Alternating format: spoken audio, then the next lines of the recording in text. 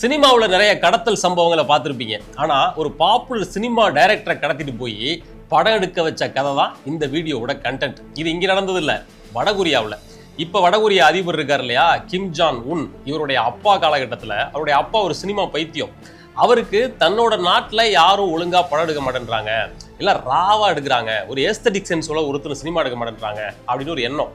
அதனால பக்கத்து நாடான தென்கொரியாவில் அந்த காலகட்டத்தில் அந்த நாட்டோட ஸ்டீஃபன் ஸ்பீல்பர்க் அப்படின்னு சொல்லக்கூடிய அளவுக்கு ஒரு பாப்புலரான சினிமா டைரக்டர், அவரை ஸ்கெட்ச் போட்டு தூக்கி வடகொரியாவுக்கு கொண்டு வந்து, அவரை மட்டும் இல்லை, அவருடைய எக்ஸ் ஒய்ஃபு, அந்த அம்மா வந்து புகழ்பெற்ற ஒரு சினிமா நடிகை, 2 பேருக்கும் டைவர்ஸ்லாம் ஆயிருந்துச்சு. 2 பேரையும் தூக்கிட்டு வந்து வடகொரியாவில் அடைச்சி வச்சு ஒரு 4-5 வருஷம் ஜெயிலில் போட்டு, அதுக்கு பிறகு வெளியில் எடுத்து எங்கள் நாட்டுக்காக நீங்கள் தரமான சினிமாக்கள் எடுக்கணும் அப்படின்னு சொல்லி அவங்க 2 வருஷத்தில் 17 படங்கள் எடுத்தாங்க. அதில் 2-3 படம் இன்னைய வரைக்கும் வேர்ல்டு பாப்புலர். அப்புறம் எப்படா இவங்கள்டேருந்து தப்பிக்கிறது அப்படின்னு 2 பேரும் தலைதெறிக்க தப்பிச்சு ஓடினாங்க. அப்படி இவங்க தப்பிச்ச கதையே ஒரு டாக்குமெண்ட்ரி மூவியாகவும் வெளிவந்துச்சு. இப்படிப்பட்ட ஒரு சுவாரஸ்யமான வரலாறை பற்றி தான் இந்த வீடியோவில் நம்ம பார்க்க போகிறோம். வெல்கம் டு பிடி ரிப்போர்ட்ஸ். நான் உங்கள் பாரதி தம்பி.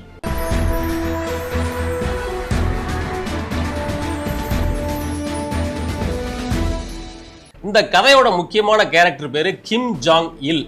இவர் யாரு அப்படின்னா, வடகொரியாவை உருவாக்கி 1948 இருந்து 94 வரைக்கும் அந்த நாட்டோட அதிபராக இருந்த கிம் இல் சங் இவருடைய மகன். அதாவது இப்ப வடகொரியா அதிபராக இருக்கக்கூடிய கிம் ஜாங் உன் இருக்கார் இல்லையா, அவருடைய அப்பா தான் இந்த கிம் ஜாங் இல். இவரு ஒரு சினிமா பைத்தியம். இதெல்லாம் 1970கள் காலகட்டத்தில் அந்த கிம் ஜாங் இல்லோட அப்பா அன்னைக்கு வடகொரியாவோட அதிபர், இவர் அதிபருடைய மகன். இவர் பயங்கரமான சினிமா ஆர்வலர், உலக சினிமாக்கள் ஒன்று விடாமல் தேடி தேடி பார்க்கக்கூடியவர், அதிதீவிர ஜேம்ஸ் பாண்ட் ரசிகர், எலிசபெத் டெய்லரோட ரசிகர். இவருடைய பிரைவேட் கலெக்ஷனில் 15,000க்கும் அதிகமான படங்களை அந்த காலகட்டத்திலே வச்சுருந்துருக்கிறார். இன்னைக்கு நம்ம ஆயிரக்கணக்கான படங்களை வச்சுக்கிறது பெரிய விஷயம் இல்லை, ஒரு பென்ட்ரைவில் வச்சுட்டு போயிடலாம். ஆனால் எதுவுமே இல்லாத அந்த காலகட்டத்தில் 1970கள் காலகட்டத்தில் 15,000 படங்களை அவர் கலெக்ஷனில் வச்சுருந்துருக்கிறார். அந்த அளவுக்கு சினிமா ஆர்வலர். ஆனால் அவருக்கு ஒரு மனக்குறை என்ன அப்படின்னா, வடகொரியாவில் எடுக்கக்கூடிய எந்த சினிமாவும் வேர்ல்டு ஸ்டாண்டர்டில் இல்லை, இங்கே எல்லாமே கம்யூனிச பிரச்சார படங்களாக எடுக்கிறாங்க, அதுலேயும் ஒரு அழகுணர்ச்சி இல்லை, ஒரு எஸ்தட்டிக் சென்ஸ் இல்லை, ரொம்ப ராவாக எடுக்கிறாங்க அப்படின்னு அவருக்கு ஒரு மனக்குறை. அதனால் அவர் யோசிக்கிறாரு, எப்படி வடகொரியாவுக்குள்ள தரமான படங்களை எடுக்கிறது அப்படின்னு யோசிக்கிறாரு. இங்கே இருக்கிற யாரையும் ரெடி பண்ணி எடுக்கிற முடியாது அப்படின்னு அவருக்கு தோணிருச்சு. அதனால் அவர் என்ன நினைக்கிறாருன்னா, பக்கத்து நாடுகளில் யார் தரமான டைரக்டர் இருக்கிறாங்க அப்படின்னு பார்க்குறாப்புல. அப்போ அவர் கண்ணுக்கு படுறவர் தான் தென்கொரியாவை சேர்ந்த ஒரு இயக்குனர். அவர் பேர் ஷின் சாங் ஓக். இவருடைய மனைவி பேர் சோய் உன் ஹி. இவங்க 2 பேரும் கணவன் மனைவி. இருந்தாலும் ஒரு கட்டத்துக்கு பிறகு இவங்க டைவர்ஸ் பண்ணிட்டாங்க. இவர் கண்ணில் இவங்க 2 பேரும் படும்போதெல்லாம் இவங்க டைவர்ஸ் பண்ணி தனித்தனியாக அவங்க வேலையை பார்த்துட்டு இருக்கிறாங்க. அந்த அம்மா அந்த காலகட்டத்தில் தென்கொரியாவோட ஒரு டாப் நடிகை, நிறைய புகழ்பெற்ற படங்கள்லாம் நடித்தவங்க. அதே போல தான் இவரும் பெரிய பெரிய படங்கள்லாம் எடுத்து சவுத் கொரியாவில் ரொம்ப பாப்புலரான டைரக்டராக இருந்திருக்கிறார். இந்த டைமில் தான் இவர் கண்ணில் இவங்க 2 பேரும் படுறாங்க. இவங்க 2 பேரும் ஸ்கெட்ச் போட்டு தூக்குறது அப்படின்னு தலைவன் முடிவு பண்ணிட்டாப்புல.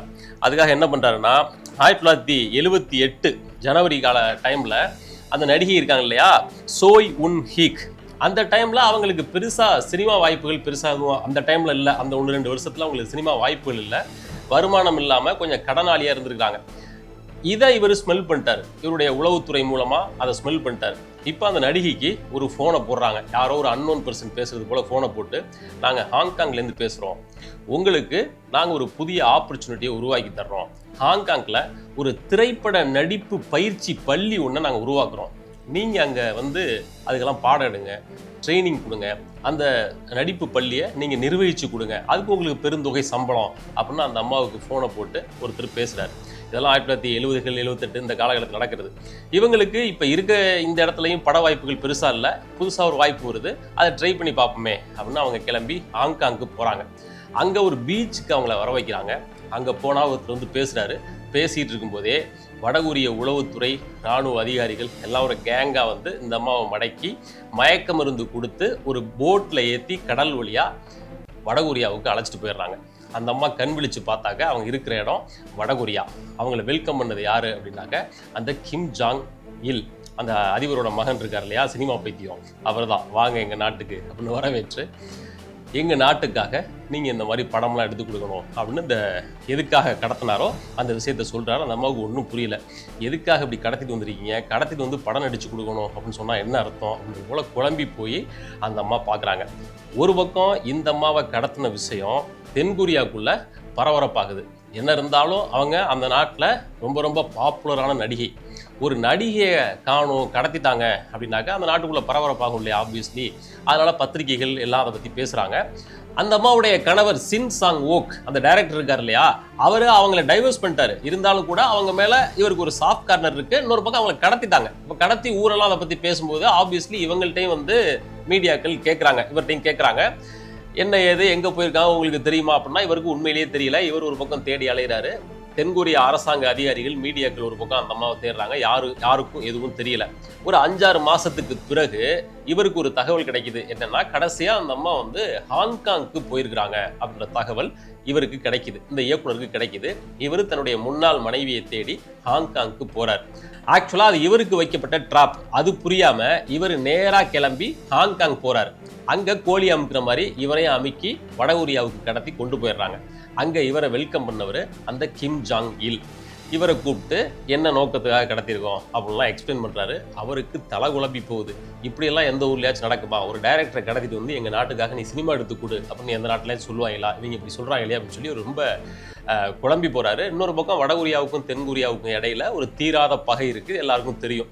வடகொரியாவால் நம்ம கடத்தப்பட்டிருக்கோம் அப்படின்ற விஷயத்தையே முதல்ல அவரால் ஜீரணிச்சிக்க முடியல. இன்னொரு பக்கம் அவரோட மனைவியை தேடி தான் அவர் வந்திருக்காரு, முன்னாள் மனைவியை தேடி. அந்த அம்மா எங்கே இருக்காங்க அப்படின்னு இவருக்கு தெரியல. அதை பற்றிய எந்த விவரத்தையும் இவர்கிட்ட அவங்க சொல்லலை. அதே போல் அந்த அம்மாட்டையும் சொல்லலை, இவரை கடத்த போகிறோம் அப்படின்னு அந்த அம்மாட்டையும் சொல்லலை. அந்த அம்மாவை அழைச்சிட்டு போய் ஒரு ப்ரைவேட்டான ஒரு வீட்டில் ஹவுஸ் அரெஸ்ட் செஞ்சது போல் வச்சு அவங்களுக்கு தேவையான எல்லா வசதிகளையும் செஞ்சு கொடுத்துருக்காங்க. அவங்க ஒரு பக்கம் இருக்கிறாங்க. இப்போ இவரை அழைச்சிட்டு வந்து நீங்கள் படம் எடுத்து கொடு அப்படின்றாங்க. இவர் முடியாது அப்படின்னு சொல்கிறாப்புல. இன்சியலாக மறுக்கிறாரு. இருந்தாலும் கூட இவருக்கு தேவையான சொகுசுகள் வசதிகள் எல்லாம் செஞ்சு கொடுத்து இவருடைய மனசை மாற்ற முடியுமா அப்படின்னு தொடர்ந்து பலமுறை முயற்சி பண்ணுறாங்க.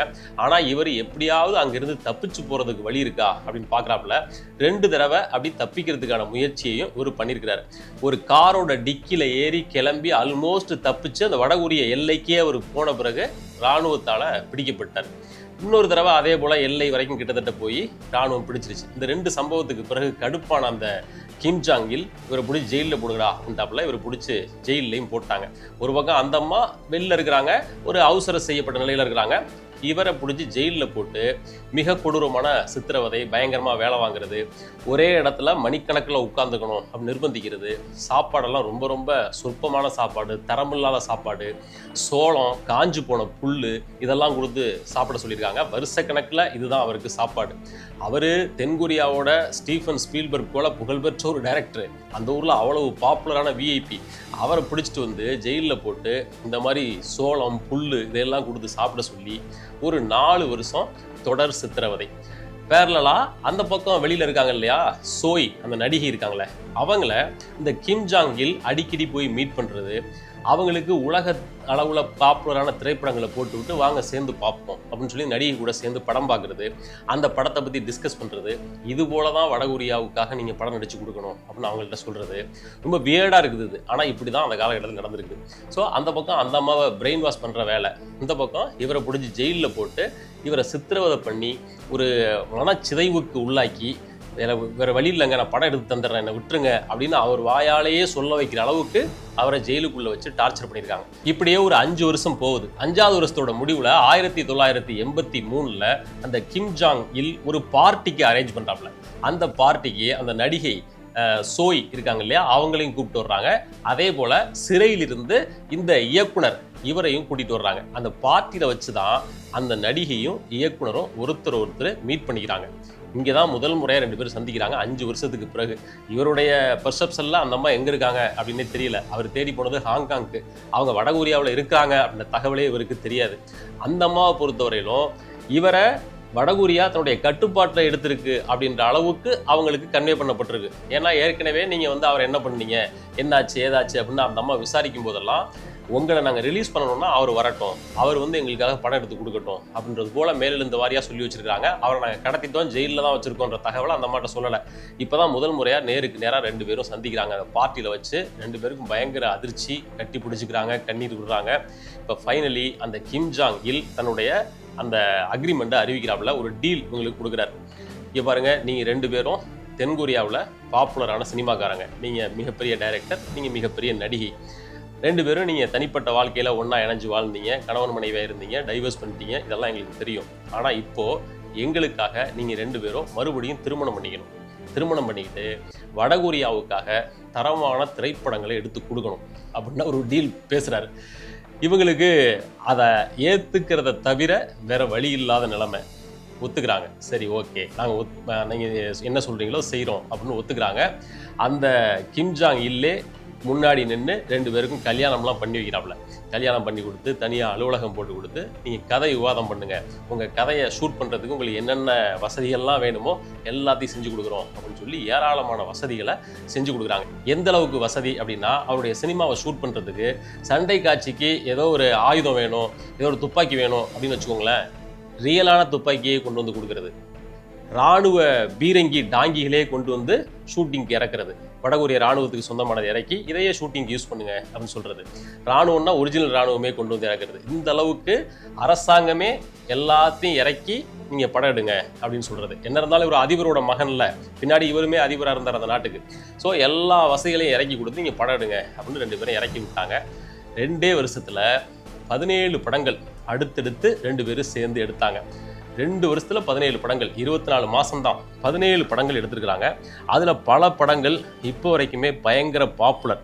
அதுல ஒரு படம் தான் புல்கசாரி அப்படின்னு படம் பேரு. இப்போவும் நீங்க யூடியூப்ல தட்டி பார்த்தீங்கன்னா அந்த படம் வரும். வேர்ல்டு பாப்புலர் இந்த படம். இந்த படத்தோட கதை என்ன அப்படின்னா, ஒரு இரும்பை திங்கக்கூடிய ஒரு மான்ஸ்டர் ஒரு கொடுங்கோல் அரசனை எப்படி அழிச்சு ஒழிக்குது அந்த மான்ஸ்டர் அப்படிங்கிறது தான் இந்த படத்துடைய கதை. கிம் ஜாங் இல்ல பொறுத்தவரையிலும் இது கம்யூனிசத்தை பரப்பக்கூடிய ஒரு கதை அப்படின்னு அவர் எடுத்துக்கிட்டார். இவர் நல்லா டேஸ்ட்ஃபுல்லாக ஒரு எஸ்தட்டிக் சென்ஸோட அழகுணர்ச்சியோட அந்த படத்தை எடுத்திருந்தார். அவங்களோட எதிர்பார்ப்பாக தானே, அப்படி யாரும் இங்கே எடுக்கலை அப்படின்றதுனால தானே இவங்கெல்லாம் இப்போ கடத்திட்டு வந்து படத்தை எடுக்க வச்சிருக்காங்க. ஸோ அந்த டைப்பில் எடுத்துட்டாப்ல. கதையை பொறுத்தவரையிலும் இந்த மாதிரி இரும்பு திங்கக்கூடிய மான்ஸ்டர் ஒரு கொடுங்கோல் அரசனை அழிக்கிறான் அப்படின்னு மாதிரி கதை அவர் எடுத்துட்டார். இது வந்து வடகொரியாவோட காட்ஸில்லா போல அந்த டைமில் பாப்புலராக பேசப்பட்ட படம். அவருக்கு ரொம்ப பிடிச்சி போச்சு கிம் ஜாங் இல்லுக்கு. ஆனால் இவர் என்ன நோக்கத்தில் எடுத்திருக்காரு அப்படின்னாக்க, வடகொரியாவில் நீ நடத்துறது ஒரு சர்வாதிகார ஆட்சி அப்படின்னு விமர்சனத்தை அந்த கதைக்குள்ள வச்சிருக்காப்புல. அவங்க அதை கண்டுக்கல. படம் சூப்பர் சக்சஸ், அவங்களுக்கும் ஹாப்பி. இது மாதிரி பல படங்களை அவர் எடுத்தாரு. அவர் எடுத்த இன்னொரு படத்துக்கு சால்ட் அப்படின்னு பேரு. இந்த படம் பல்வேறு உலக திரைப்பட விழாக்கள் எல்லாம் ஸ்கிரீன் பண்ணி நிறைய அவார்டெல்லாம் வாங்கினுச்சு. இப்படி சர்வதேச அளவில் அவார்டு, மக்கள்லாம் பேசுகிற அளவுக்கு பாப்புலரான படங்கள் அப்படின்னு இவர் எடுத்து கொடுக்க ஆரம்பித்த பிறகு வடகொரிய அதிபருக்கும் அவருடைய அதிபர் மகனான அந்த கிம் ஜாங் இல்லுக்கும் பயங்கரமான சந்தோஷம். என்ன ஆசைப்பட்டாங்களோ அது நடந்துருச்சு. வடகொரியாவிலிருந்து தரமான திரைப்படங்கள் உலகத்துக்கு போக ஆரம்பிச்சிருச்சு. வடகொரிய திரைத்துறையை பற்றிய கண்ணோட்டம் உலகத்துக்கு மாறிடுச்சு அப்படின்னு இவங்க ஹாப்பி ஆகுறாங்க. இந்த இயக்குனரையும் அவருடைய மனைவியையும் முழுமையாக நம்ப ஆரம்பிக்கிறாங்க. இந்த காலகட்டத்தில் தான் 1986 ஒரு பட வேலை விஷயமா ஆஸ்திரியா நாட்டோட தலைநகர் வியன்னாவுக்கு போகணும் அப்படின்ற நிலைமை வருது. அங்கே போகணுன்ற நிலைமையை இவங்க 2 பேரும் சேர்ந்து உருவாக்குறாங்க. அடுத்த படத்தை ஷூட் பண்ணுறதுக்கான ஒரு வேலையா வியன்னாவுக்கு போக வேண்டியிருக்கு அப்படின்னு கிம் ஜாங் இல்கிட்ட கேட்குறாங்க. அவர் சந்தோஷமாக அனுப்பி வைக்கிறாப்புல. கூடவே இராணுவத்தை சேர்ந்த ஒரு சிலரை இவங்களை பாதுகாக்கிறதுக்காகவும் அனுப்பி வைக்கிறாரு. எல்லாரும் கிளம்பி வியன்னாவுக்கு போகிறாங்க. அங்கே பெரிய ஹோட்டலில் ரூம் போட்டு 2 பேரும் தங்குறாங்க. அங்கே ஒரு பத்திரிகையாளர் வர்றாரு. அந்த பத்திரிகையாளருக்கு இந்த இயக்குனரும் நடிகையும் சேர்ந்து பேட்டி கொடுக்குறாங்க.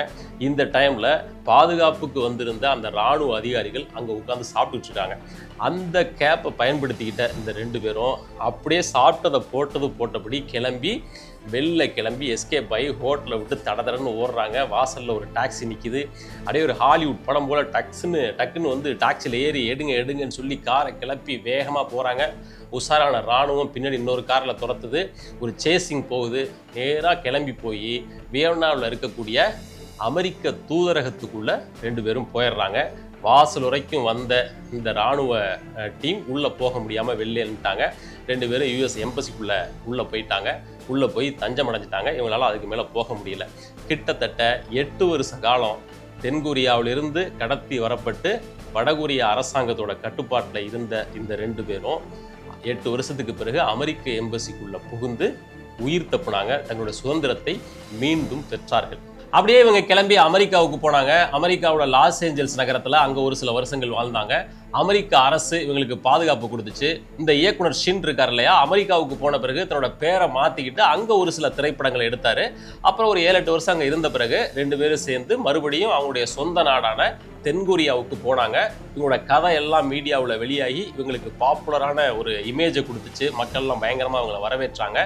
ஒரு சில வருஷங்கள் தொடர்ந்து அங்கே இயங்கினாங்க. அதுக்கு பிறகு வயது மூப்பின் காரணமாக 2006 வருஷம் இயக்குனர் ஷின் இறந்து போனார். அதுக்கு பிறகு 2018 வருஷம் அந்த நடிகை சோய் இறந்து போனாங்க. இவங்களுடைய அந்த ஸ்ட்ரேஞ்சான வாழ்க்கை கதையை அடிப்படையாக வச்சு தி லவ்வர்ஸ் அண்ட் தி டெஸ்பாட் அப்படின்ற பேரில் ஒரு டாக்குமெண்ட்ரி மூவியும் எடுக்கப்பட்டுருச்சு. சினிமாவில் இயங்கி பாப்புலர் இயக்குனராக இருந்து பாப்புலர் நடிகையாக இருந்து அதன் காரணமாகவே கடத்தப்பட்ட இடத்துல சினிமா எடுத்து சினிமா எடுக்கிறன்ற பேரில் இன்னொரு நாட்டுக்கு போய் அங்கிருந்து தப்பிச்சு ஒட்டுமொத்த கதையும் மறுபடியும் டாக்குமெண்ட்ரி மூவியாக எடுக்கப்பட்டு இப்படி ஒரு ஸ்ட்ரேஞ்சான லைஃப் வேற யாருக்கும் இருக்குமா அப்படின்னு தெரியல. தென்கொரியாவில் பிறந்து வடகொரியாவுக்கு கடத்தப்பட்டு ஆஸ்திரியாவில் போய் அங்கிருந்து தப்பிச்சு அமெரிக்காவுக்கு போய் ஒரு சில ஆண்டுகள் வாழ்ந்து அங்கே பேரை மாற்றிக்கிட்டு 4-5 படம் எடுத்து மறுபடியும் தென்கொரியாவுக்கு வந்து ரொம்ப ஸ்ட்ரேஞ்சான லைஃப் இவங்களோடது. இதை விட ஸ்ட்ரேஞ்சானது என்ன அப்படின்னா, இவங்க 2 பேரும் லவ் பண்ணி கல்யாணம் பண்ணி வாழ்ந்தாங்க. 2 பேருக்கும் பிடிக்காம தான் 2 பேரும் டைவர்ஸ் பண்ணிட்டாங்க. ஆனால் கடத்தப்பட்ட இடத்துல கட்டாயமாக 2 பேருக்கும் அந்த வடகொரிய அதிபரோட மகன் கல்யாணம் பண்ணி வச்சார். வேற வழி இல்லாமல் அந்த கல்யாணத்தை அவங்க ஏற்றுக்கிட்டாங்க. ஆனால் அதுக்கு பிறகு இவங்க வாழ்ந்த வாழ்க்கையில் 2 பேருக்கும் மனசு மறுபடியும் ஒத்து போய் மரணம் வரைக்கும் இணைபிரியாத ஜோடியாக வாழ்ந்து மறைஞ்சாங்க. இதுதான் வடகொரியாவில் தரமான சினிமா எடுக்கிறதுக்காக ஒரு இயக்குனரை கடத்திட்டு போய் டார்ச்சர் பண்ண கதை. இந்த வீடியோ உங்களுக்கு பிடிச்சிருக்கும் அப்படின்னு நம்புறேன். இதே போல சுவாரஸ்யமான மேலும் பல வரலாற்று வீடியோக்களுக்கு இந்த சேனலை சப்ஸ்கிரைப் பண்ணுங்க. இந்த வீடியோ உங்களுக்கு பிடிச்சிருந்தா நண்பர்களுக்கு ஷேர் பண்ணுங்க. மீண்டும் மற்றும் ஒரு வீடியோட சந்திக்கலாம். டாடா, பை.